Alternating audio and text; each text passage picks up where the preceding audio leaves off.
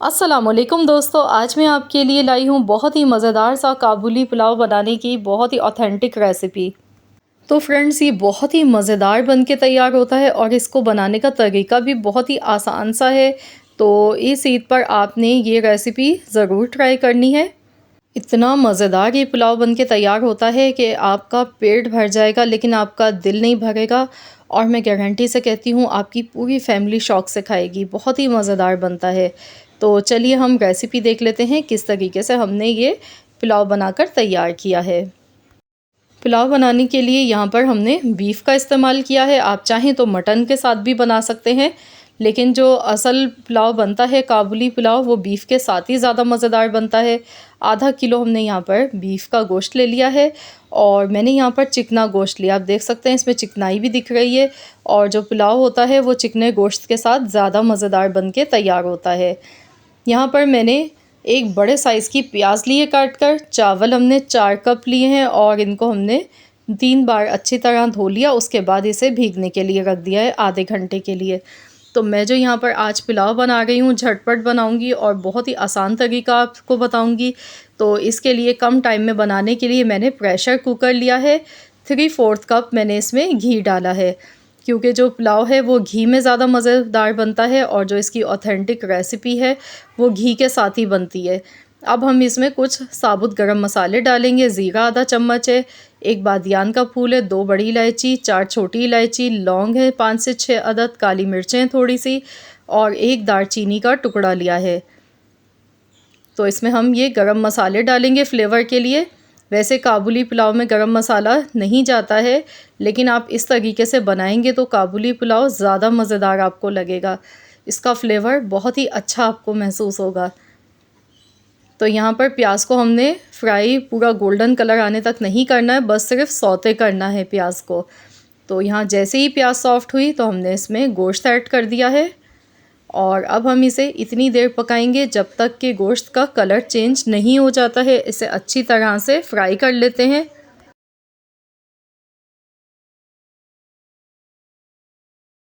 और साथ ही में नमक डालेंगे। नमक के साथ गोश्त को अच्छी तरह से फ्राई कर लेते हैं।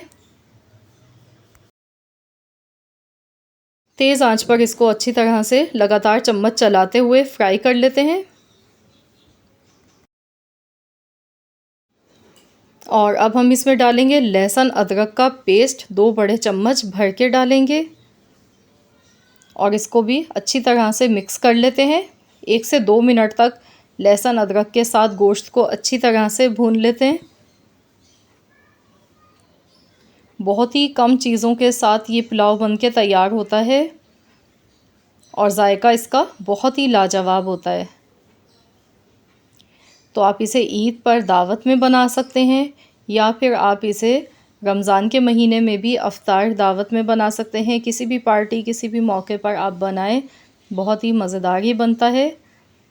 तो यहाँ देखिए मैंने अच्छी तरह से भून लिया है, आप देख सकते हैं। तो अब हम इसमें हस्ब ज़रूरत पानी डालेंगे। इतना पानी डालेंगे कि गोश्त इसमें अच्छी तरह से गल जाए और गोश्त गलने के बाद इसमें 3 गिलास के करीब पानी बाकी रहना चाहिए।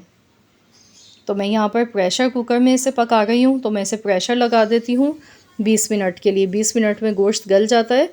अगर आप इसे नॉर्मल बर्तन में बना रहे हैं तो आपको 1 से 1.5 घंटा लग सकता है, या फिर गोश्त पर डिपेंड करता है कि कभी जल्दी गल जाता है, कभी देर से गलता है।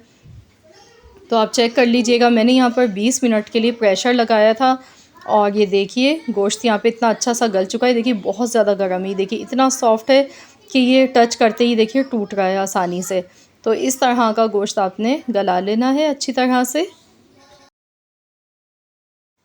तो चलिए यहाँ पर अब मैंने एक दूसरा पैन लिया है। इसमें मैंने डाला है 1 से 1.5 टेबल स्पून घी डाला है और मैंने यहाँ पर गाजर ले ली है आधा कप के करीब। इस तरह मैंने जूलियन कट करके लिया है। गाजर को इस तरह से बारीक बारीक पतला लंबा काट कर लेना है और इसको फ्राई करेंगे। साथ ही में किशमिश यहाँ पर 2 टेबल स्पून के करीब इसमें डालेंगे और इन दोनों चीज़ों को फ्राई कर लेते हैं। 1 से 2 मिनट तक इसको फ्राई कर लेते हैं जब तक गाजर सॉफ्ट नहीं हो जाती है और किशमिश का कलर थोड़ा सा चेंज नहीं हो जाता है। जब तक इन दोनों चीज़ों को फ्राई करना है।